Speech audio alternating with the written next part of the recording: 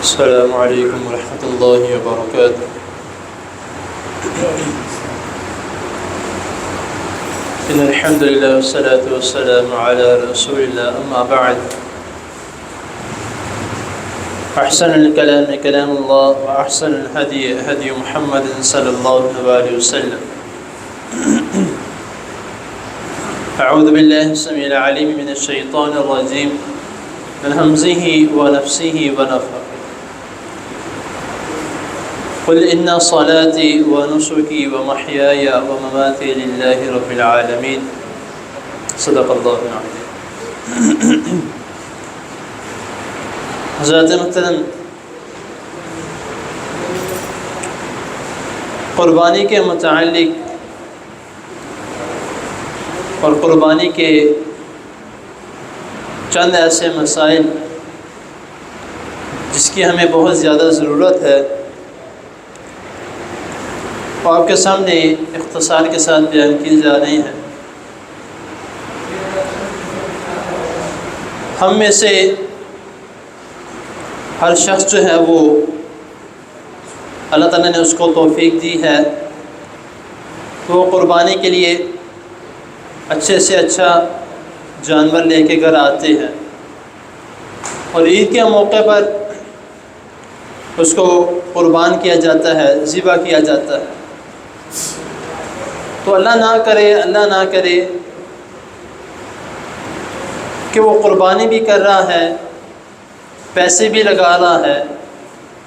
سنت کے مطابق وہ احادیث کی شرائط کے مطابق وہ اپنی قربانی کا انتخاب بھی کرتا ہے، لیکن ذبح کرنے کے باوجود بھی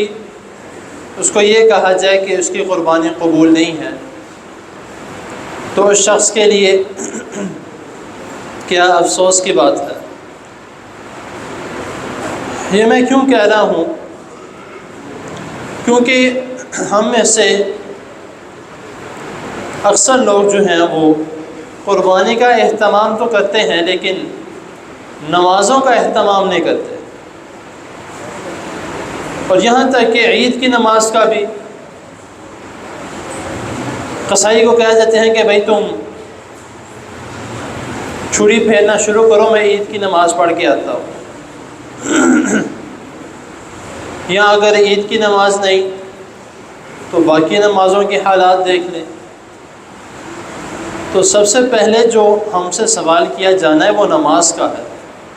اور یہاں پہ بھی اللہ تعالیٰ نے جو سورۃ انعام کی اس آیت میں اللہ تعالیٰ نے سب سے پہلے جو ہے وہ نماز کا ذکر کیا ہے کہ آپ کہہ دیجئے قل ان صلاتی، آپ کہہ دیجئے کہ بے شک نماز میرے لیے یعنی اللہ تعالیٰ کے لیے ہے، ونسکی، اور قربانی اللہ تعالیٰ کے لیے۔ پہلے کس چیز کا نام آ رہا ہے؟ نماز کا، صلاۃ کا۔ تو جب ہم نے نماز ہی نہیں پڑھنی تو پھر وہ قربانی ہمارے کس کام کی؟ اور اگر سورۃ کوثر میں دیکھا جائے تو وہاں پر بھی فَصَلِّ لِرَبِّكَ وَانْحَرْ، پہلے نماز کا ذکر ہے، اس کے بعد نحر کرنے کا، قربانی کرنے کا ذکر ہے۔ تو جب ہماری نمازیں اس طرح کی ہیں کہ ہم نے پڑھنی نہیں ہے، تو پھر ہمیں قربانی کرنے کا کیا فائدہ ہے؟ یا اگر ہم اس طرح کرتے ہیں جس طرح میں نے پہلے کہا کہ کچھ لوگ اس طرح کرتے ہیں کہ جلدی فارغ ہونے کے لیے قصائی کو کہہ دیتے ہیں کہ تم چھری پھیرو، تو ہم نماز پڑھ کے آتے ہیں۔ تو نبی کریم صلی اللہ علیہ وسلم نے ایسے شخص کے متعلق فرمایا ہے کہ جو عید کی نماز پڑھنے سے پہلے قربانی کرتا ہے، وہ اپنے نفس کے لیے قربانی کرتا ہے، صرف گوشت کھانے کے لیے، وہ اس کا قربانی کوئی نہیں ہے۔ بے شک وہ قربانی کا کہہ کے نماز پڑھنے چلا گیا، لیکن طریقے کا تو وہی آ گیا نا، عید کی نماز سے پہلے وہ قربانی کر رہا ہے۔ آپ نے دیکھا ہوگا احادیث میں بھی نبی کریم صلی اللہ علیہ وسلم کا جو طریقہ کار ہے، آپ عید الفطر کے موقع پر جو ہے وہ کھجور کھا کے مسجد میں جایا کرتے تھے، اور عید الاضحیٰ کے موقع پر نبی کریم صلی اللہ علیہ وسلم بغیر کچھ کھائے عید کی نماز پڑھنے جایا کرتے تھے، اور آ کر جو قربانی کا گوشت ہے اس میں سے کھایا کرتے تھے۔ تو یہ ہمارا طریقہ کار ہے، یہ ہمیں نبی کریم صلی اللہ علیہ وسلم نے تعلیمات دی ہیں تو ہم اس کو الٹ کر رہے ہیں، اس کی خلاف ورزی کر رہے ہیں کہ بھئی 10 منٹ کی عید کی نماز ہے، بیچ میں خطبہ ہے، چلے 20 منٹ کا لگا لیں، تو کم از کم 20 منٹ آپ اللہ کو وقت دے کر اس کے بعد آ کے آپ قربانی کر لیں۔ تو ان باتوں کا ہمیں خیال کرنا چاہیے،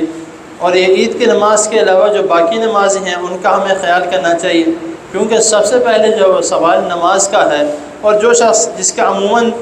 روٹین ہے کہ وہ نماز پڑھتا ہی نہیں ہے، کوئی دن میں ایک نماز پڑھ لی، کوئی 2 نماز پڑھ لی، یا کبھی پڑھنی نہیں،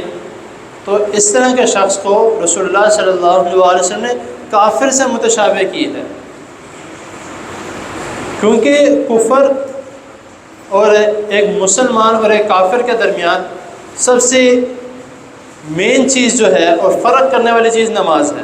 جب وہ ہم نے چھوڑ دینی ہے تو فرق تو کوئی نہیں رہ گیا، وہ بھی قربانی کرتے ہیں جس کو وہ بلیدان کہتے ہیں، تو قربانی تو وہ بھی کرتے ہیں،